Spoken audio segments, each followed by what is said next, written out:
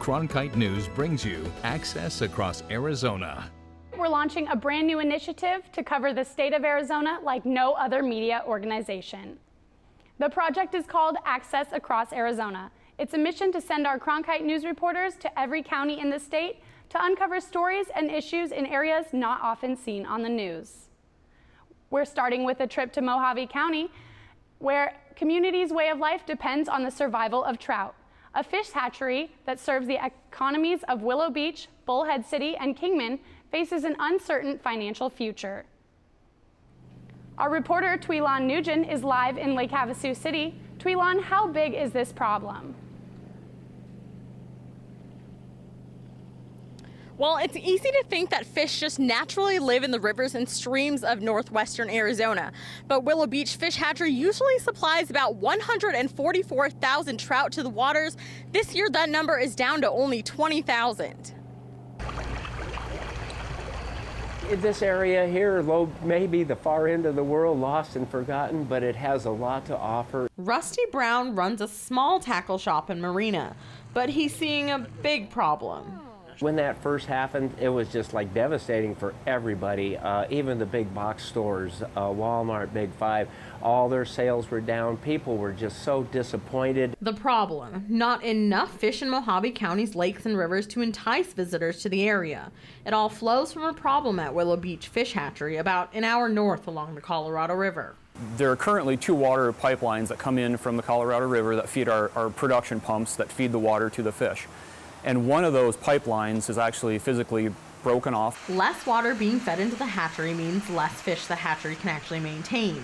And that's bad news for businesses whose livelihood relies on sport fishers who come from all over the country. You know, Wisconsin, Chicago, you know, New Mexico, Las Vegas.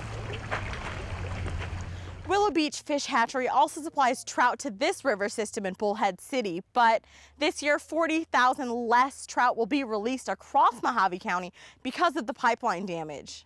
Senator John McCain and Congressman Paul Gosar have both written letters to the U.S. Fish and Wildlife Department urging immediate action to restore the trout stocking program at Willow Beach, a federal facility.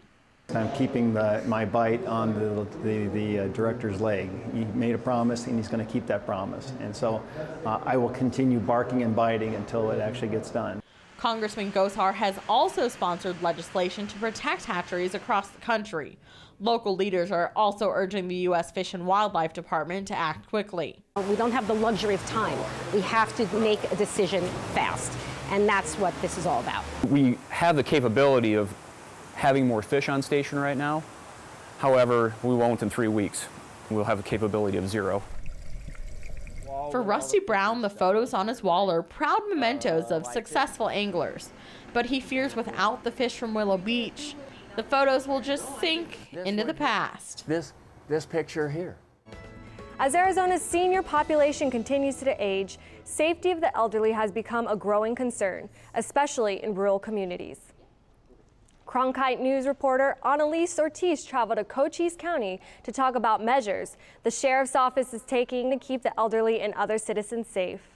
Yes, I'm here in Sierra Vista, Arizona. Now, even in larger rural areas like Sierra Vista or Bisbee, the Cochise County seat, some homes can be miles apart, and that becomes an issue for the elderly or disabled who don't have a neighbor nearby to just knock on the door and ask if they're okay. Now, that's one of the reasons why the Cochise County Sheriff's Office decided to jumpstart a program that helps take the worry out of being alone. County Sheriff's Office checking on you. Every morning, Sheila Gore receives the call. Please enjoy your day and be safe. When the phone rings at 9 o'clock, I know it's time to get up. It's part of a program called Are You Okay? A free service that gives the disabled, elderly, or mentally incapacitated of Cochise County peace of mind by having an automated service check on them regularly. All my family is out of this area. They're all up around Phoenix. So if I do need help, I have it. Now, this is the computer from which the Are You Okay messages are sent out. And if nobody answers that message, members of the Cochise County Sheriff's Office are on hand to pick up the phone and give them or their emergency contacts a call. And if no one answers, a sheriff's deputy is sent to her door. We are acting as their lifeline. The sheriff's office says this program is crucial for some cities in Cochise. We're talking rural. We have neighbors who can be a mile from each other, 2 miles from each other, 4 miles from each other. And these people sometimes don't have anyone to help take care of them. And many of those citizens, like Sheila, are seniors. The elderly population of Cochise County is nearly 4% higher than the statewide average, according to the U.S. Census. This helps us help them. And by using willing neighbors and relatives as volunteers, that in turn reduces the workload on 84 sworn officers who are responsible for protecting a county that spans more than 62,000 square miles. It does take us about an hour to get from one point to the other. All right, and your fruit's just right. But the distance between cities doesn't stop law enforcement from maintaining personal relationships with citizens. The sheriff's office says in the 4 years the program has been in effect, it's helped build a stronger sense of community. Right? You look really good. Thank you. And there's things that maybe we have as a more rural county than you have in a metropolitan area such as Phoenix.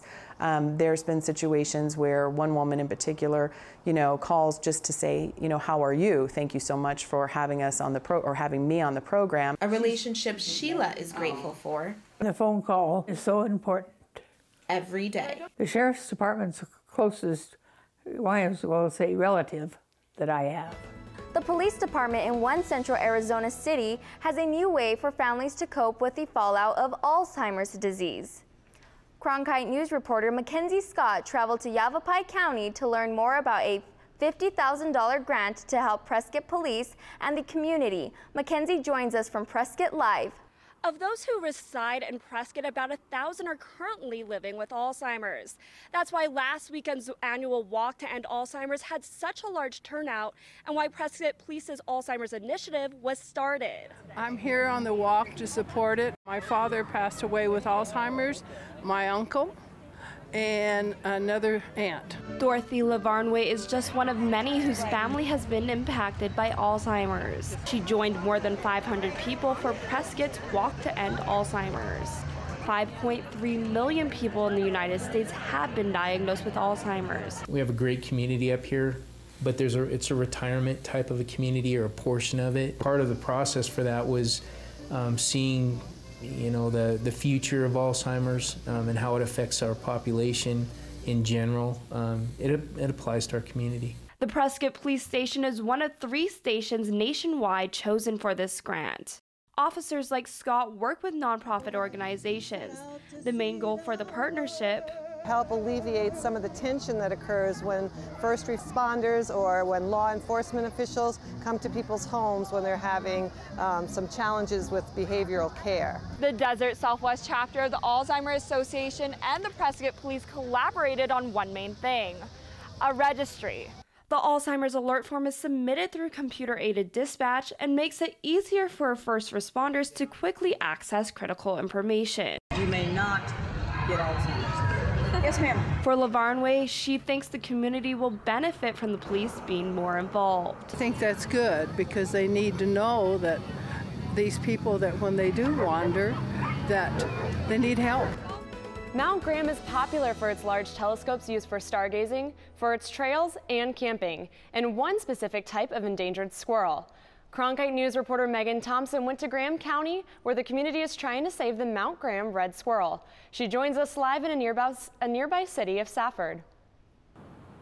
Well, from Phoenix to right here in Graham County, state officials are coming together to try to save the Mount Graham red squirrel. Now, even though they're incredibly difficult to spot, the efforts to save them are out in full force. Hidden among the trees, a small number call this place home. And they're very important to humans on this mountain because they are an endangered subspecies. The Mount Graham red squirrels are named for the only mountain they live on in the world, but their population has been spiraling downward over the past 15 years. The population, as long as we've known it, has never actually been a very big population, so it's always been small. In 1999, there were more than 560 red squirrels, but as of last year, only 270 were left. Now, walking among the forests and the trails here at Mount Graham, it might be incredibly difficult to spot one of those red squirrels. That's mostly because their population is so low. It could be because of the lack of habitat, fires, and other animals that are invading their space. Now there's a plan in place to launch a recovery, and it's happening back in the valley.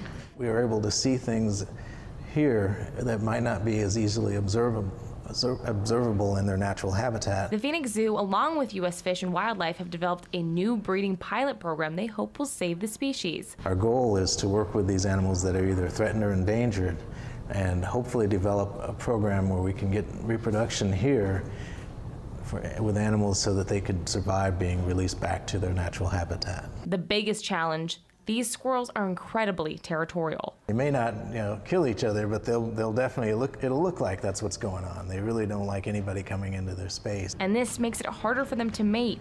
Researchers have found there is only 1 day a year a female is receptive to mating.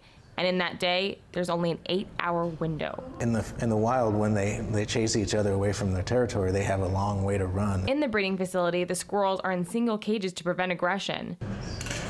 And this 10-year pilot program is all aimed at understanding how to raise the Mount Graham red squirrels, getting them out of Phoenix and back to their home on the mountain. A new federal grant is helping young people stay away from drug use in western Arizona. Cronkite News reporter Darby Fitzgerald traveled to La Paz County to see how the new funds are helping build safer communities. She joins us now from the town of Parker. Darby? The Colorado River attracts thousands of recreational enthusiasts every year, but that transient lifestyle can have a negative effect for the youth that live here year-round. A lot of kids turn to drugs because of their family problems or whatever it is, but they turn to drugs, and a lot of them get stuck in that lifestyle. Hortensia Yazzie knows firsthand how the alcohol and drug abuse cycle starts. She's a graduate of a program called PACE, Parker Area Alliance for Community Empowerment. Their mission? Promote a drug-free, violence-free community to the youth in the area. It's more about, I think, making good life choices so they can be successful in life, and of course, not using drugs and avoiding those pitfalls. Recently, PACE has been awarded the White House's 5-year drug-free community grant. This provides funding to coalitions working to prevent youth substance abuse. And the most popular substances can be found in many homes. Alcohol and prescription drug abuse. Lieutenant Bagby of the Narcotics Task Force tells us how young adults are getting a hold of these prescription drugs. They'll go, into a neighbor's home, or their parents have left some painkillers behind that they never finished, and that's the kind of stuff that is causing problems in the schools. He believes the PACE program is a successful and a positive environment for kids. They're there every day. It's a center for the kids to go. It keeps them off the streets. It keeps them doing something. It keeps them busy, but it also keeps adults kind of in tune with what kids are doing and what maybe the trends are. And while the adults are helping the kids at PACE, they also help law enforcement by keeping them informed on any drug activity in Parker. For those wanting to avoid falling into the drug abuse cycle, PACE is a safe haven. They can connect here without the pressure of school or pressure of work. Even if you're working here, you don't feel like you're pressured or anything. You just feel it's like a community.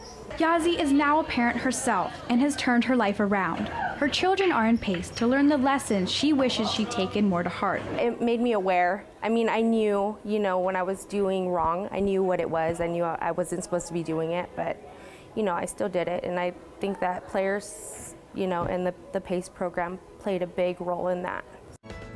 Tonight we highlight a health concern in the waters of eastern Arizona. Reporters Winnie Mancini and Kayla Wall visited the town of Clifton, where residents are taking steps to reduce E. coli pollution along the county's San Francisco River. We'll start tonight's Access Across Arizona coverage with Winnie, who joins us live near the San Francisco River. Winnie? This bridge I'm standing on in the town of Clifton leads to a popular recreation spot on the San Francisco River. In fact, it's so popular, now people are taking steps to protect it.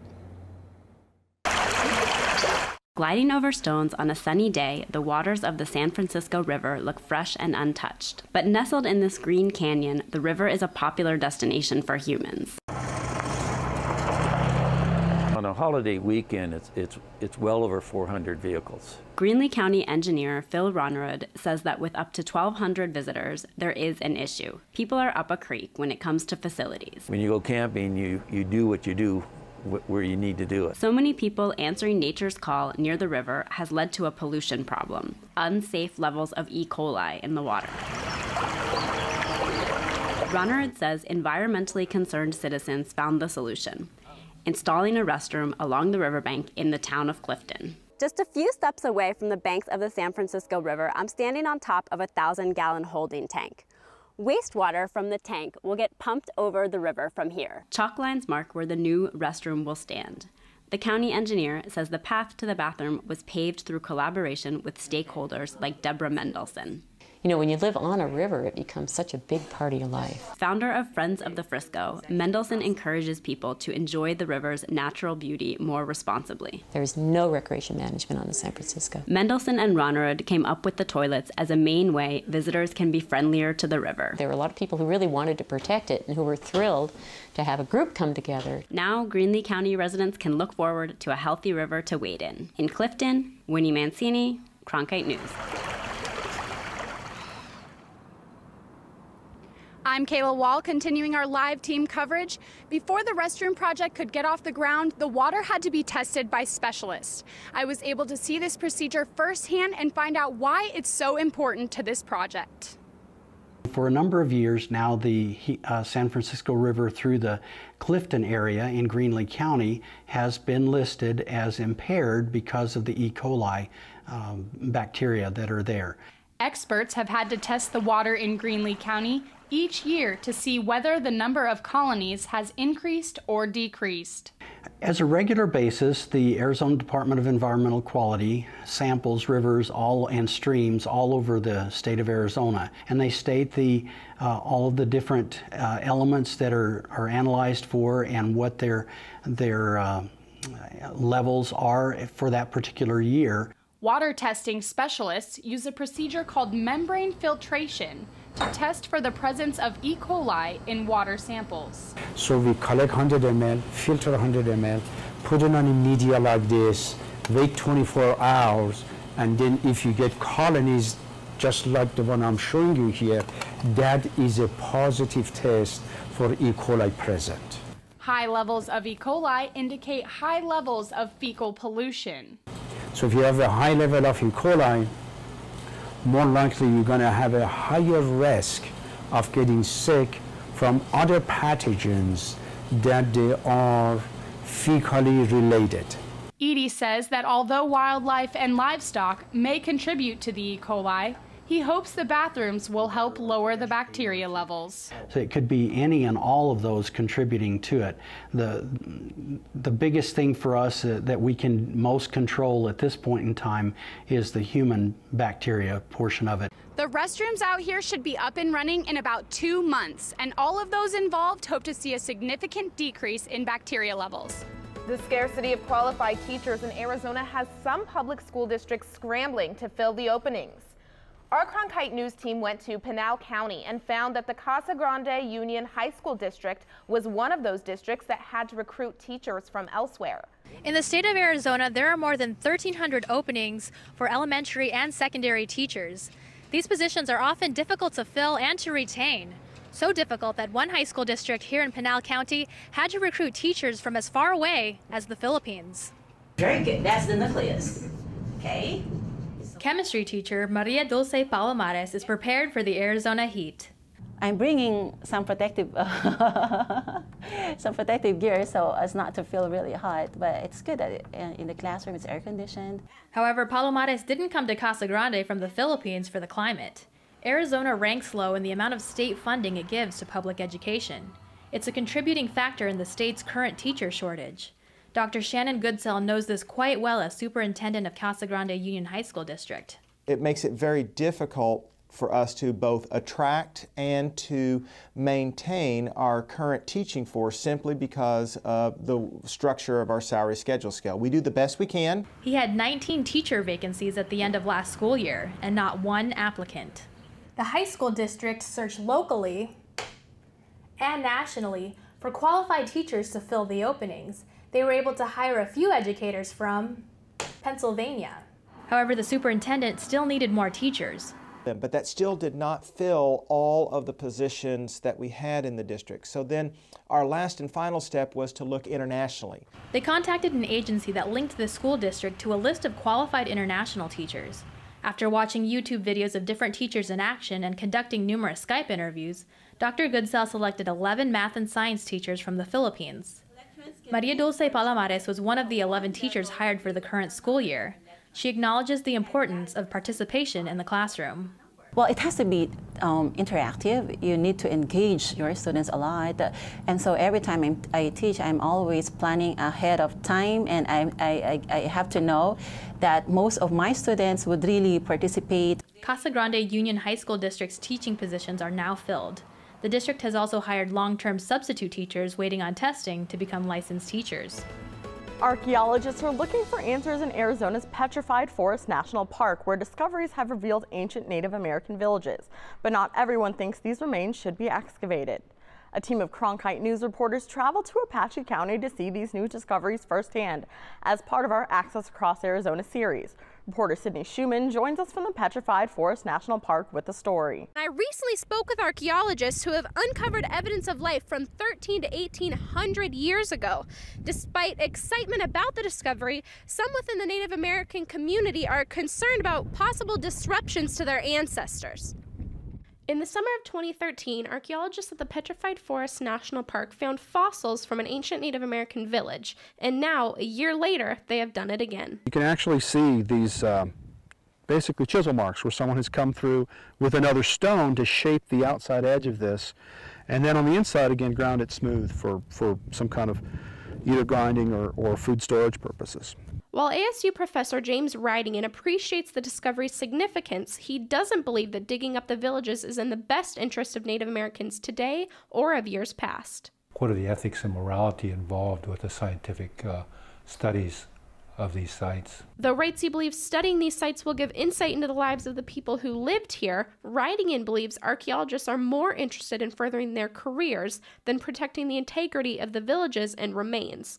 These remains were originally found by field survey crews who walked the terrain looking for things that seemed out of place. What archaeologists are going to do out here on the landscape is look for differences, things that we don't expect. If we start to concentrate and focus on that, we'll start to see these smaller pieces of pottery and spear points and things like that. From these small artifacts, archaeologists are able to paint a wider picture. It's always a challenge to try to be able to tie all those puzzle pieces together to get a story of how people used and lived in this landscape. But Ridingen believes some mysteries are better left unsolved. Is it possible to uncover all the mysteries pertaining to Indian peoples? Should they be?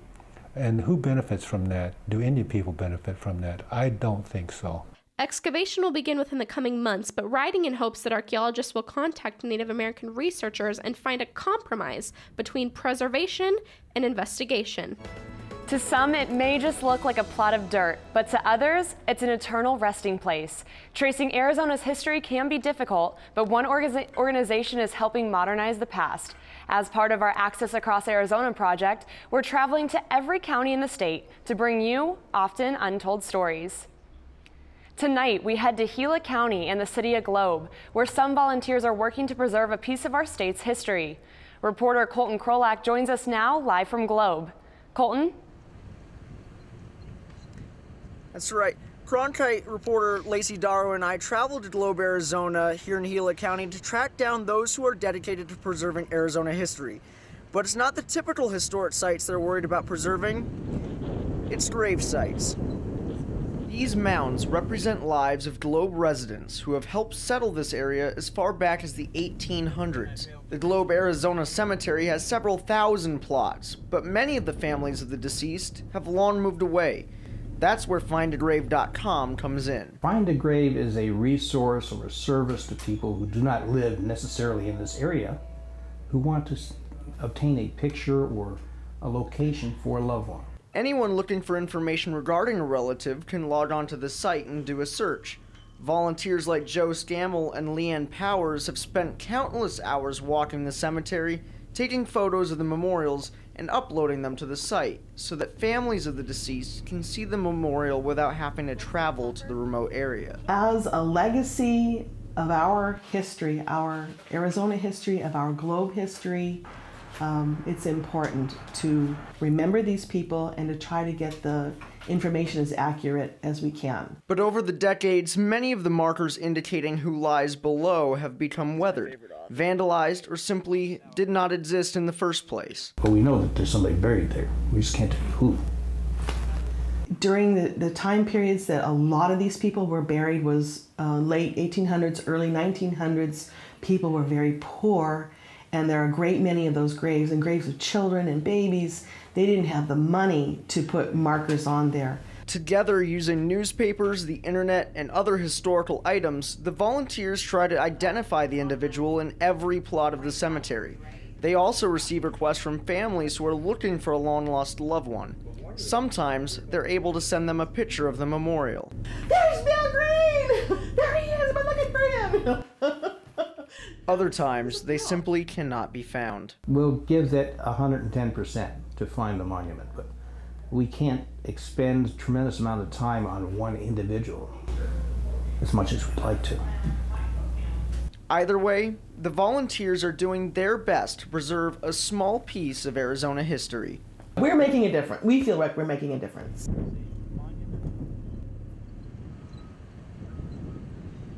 Now, we got to see firsthand how hard these two work. And while we were filming, Leanne and Joe actually found where the grave was of a baby they had been looking for. Live in Globe, Colton Krolak, Cronkite News. Reaching Arizona's communities uncovered by mainstream media. Discovering the untold stories of our state's women, men, children, and change makers. We're taking a look at what's making news across Arizona. This is the Cronkite News Initiative, Access Across Arizona. Live coverage of topics that matter and people who make a difference. Delivered to the homes of Arizona PBS viewers like you. Access Across Arizona is made possible by Women and Philanthropy.